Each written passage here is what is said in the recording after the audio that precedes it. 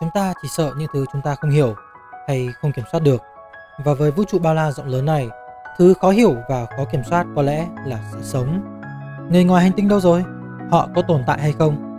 Và nếu có, họ đến vì hòa bình không? Xin chào không ai cả và chào mừng đã đến với kênh Không Người Xem. Tôi là Samurai và hôm nay chúng ta sẽ cùng nhau đến với một lời giải đáp cho những câu hỏi trên. Nghịch lý Fermi.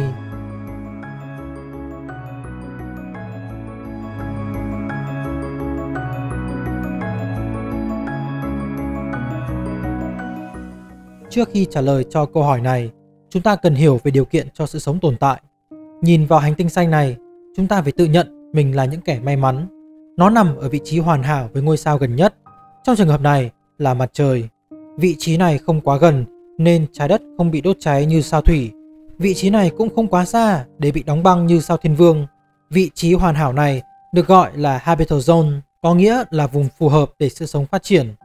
Trong vùng này, nhiệt độ của hành tinh sẽ không quá nóng hoặc quá lạnh, vừa đủ để nước tồn tại ở dạng lỏng. Các tế bào có thể phát triển và sự sống có thể sinh sôi. Trong mỗi hệ mặt trời đều có một vài hành tinh như vậy. Ví dụ như trái đất là hành tinh duy nhất nằm trong Habitable Zone của hệ mặt trời chúng ta. Để người ngoài hành tinh tồn tại, họ cần phải sống trong các khu vực hoàn hảo này. Từ đây, chúng ta chỉ cần đếm số lượng các hệ mặt trời có Habitable Zone là sẽ tìm ra được các hành tinh có khả năng chứa đựng sự sống. Theo ước tính của NASA, chỉ riêng trong dải ngân hà này thôi đã có ít nhất 100 tỷ ngôi sao. Và nếu nhìn rộng ra ngoài vũ trụ thì chúng ta có đến hơn 100 tỷ thiên hà khác. Điều đó có nghĩa là nếu các thiên hà có cùng kích cỡ, vũ trụ này có đến hơn 10.000 tỷ ngôi sao. Và nếu chỉ lấy 0,01 số các ngôi sao trong đó để tạo ra sự sống thôi thì chúng ta đã có quá nhiều nơi để sự sống sinh sôi nảy nở rồi. Theo trang Inverse.com thì trong năm 2013, các phi hành gia đã đong đếm được có ít nhất khoảng 6 tỷ hành tinh giống với trái đất trong dải ngân hà của chúng ta. Vậy, với ít nhất 6 tỷ hành tinh có khả năng chứa đựng sự sống ấy, chắc hẳn là người ngoài hành tinh đã phải ló mặt rồi đúng không? Nhưng đáng tiếc là không. Ngược lại với khả năng quá khổng lồ trên, sự sống ngoài trái đất mà chúng ta tìm được kể từ khi bắt đầu khám phá vũ trụ cho tới nay là số không tròn chỉnh. Vậy tại sao có nhiều điều kiện đến như vậy, nhưng đến giờ chúng ta vẫn chưa thấy một bóng người ngoài hành tinh nào? Đây chính là Fermi Paradox hay nghịch lý Fermi.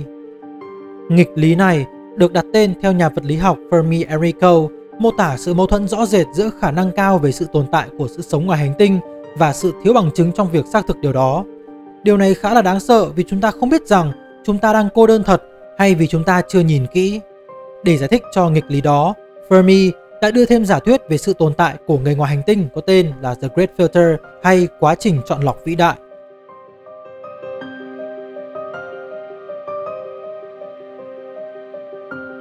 Vũ trụ rộng lớn của chúng ta đã tồn tại được gần 14 tỷ năm và không một ai bàn cãi về mức độ rộng lớn của nó. Nhưng với ngần ấy thời gian, vũ trụ dường như trống rỗng, không có dấu hiệu nào của các nền văn minh tân tiến. Từ đây, các nhà khoa học nghĩ rằng có ít nhất một thứ gì đó đang ngăn cách con người chúng ta hoặc những nền văn minh khác đã từng tồn tại có thể phát triển để liên lạc được với nền văn minh cao hơn. Đây là một sự kiện, một sự chọn lọc để xem rằng liệu giống loài đó có đủ khả năng để phát triển cao hơn hay không.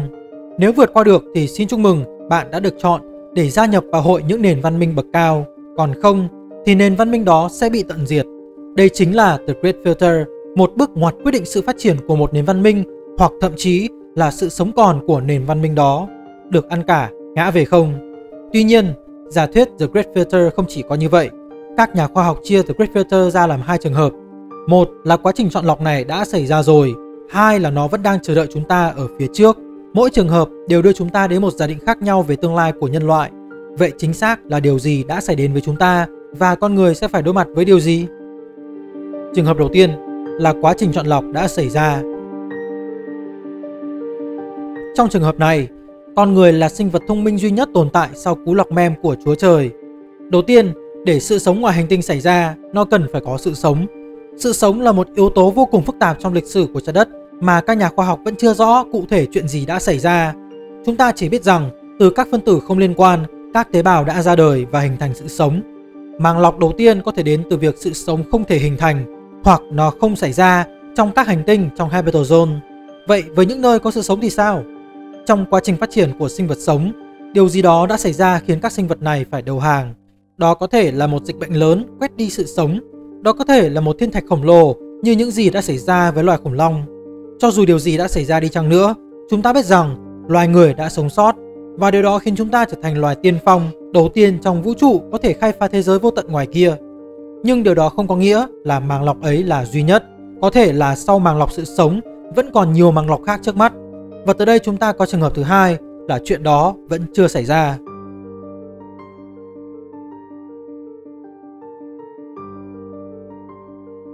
Trường hợp The Great Filter vẫn chưa xảy đến với chúng ta được nhiều người tin tưởng hơn, bởi nó lý giải được vì sao chúng ta vẫn chưa tìm được bất cứ nền văn minh nào ngoài trái đất. Lần này, The Great Filter có thể là một sự kiện chỉ xảy ra với các nền văn minh tân tiến. Bằng cách nào đó, họ đã tìm tới diệt vong trước khi đạt được nền văn minh loại 2 và chu du ngoài vũ trụ. Sự kiện đó có thể là trí tuệ nhân tạo nổi dậy với âm mưu xóa sổ cả loài người, hoặc có thể là chúng đã chĩa đầu đạn hạt nhân vào nhau và tự hủy. Hoặc trường hợp gần với thực tế hơn là một virus nhân tạo có khả năng lây lan rất nhanh, giết chết mọi sinh vật nó gặp trong thời gian rất ngắn. Cho dù có là trường hợp nào đi chăng nữa, thì đại họa này cũng đã đưa giống loài đó tới điểm không thể phục hồi lại được. Từ đó các sinh vật thông minh ngoài vũ trụ lụi tàn và không thể đáp lại lời chào của chúng ta. Theo trường hợp này, người ngoài hành tinh có thật và chúng ta không cô đơn trong vũ trụ bao la này. Nhưng trước khi vui thì chúng ta cần phải buồn cái đã. Nếu The Great Filter đến với nền văn minh tân tiến, điều đó đồng nghĩa với việc chính chúng ta sẽ phải đối mặt với nó. Và khả năng cao là chúng ta còn chưa gặp được người ngoài hành tinh nào đã phải đối mặt với sự tận diệt rồi. Vậy nên nếu có ngày nào đó trong tương lai mà NASA thông báo rằng họ đã phát hiện ra tàn tích của một nền văn minh ngoài trái đất, thì đừng vội mừng, vì điều đó có thể là minh chứng cho cái kết của nhân loại đang ở không xa.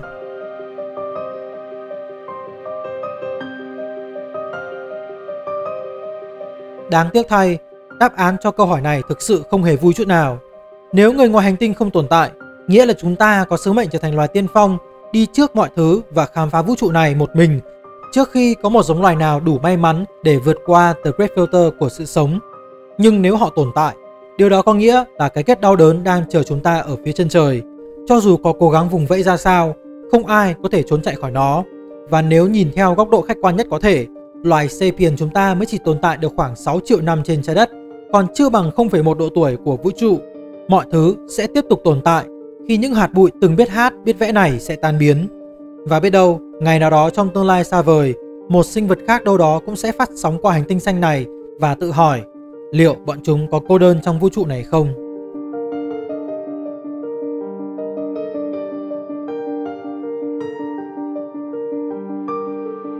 Vừa rồi là những lời giải đáp xoay quanh câu hỏi người ngoài hành tinh có tồn tại hay không.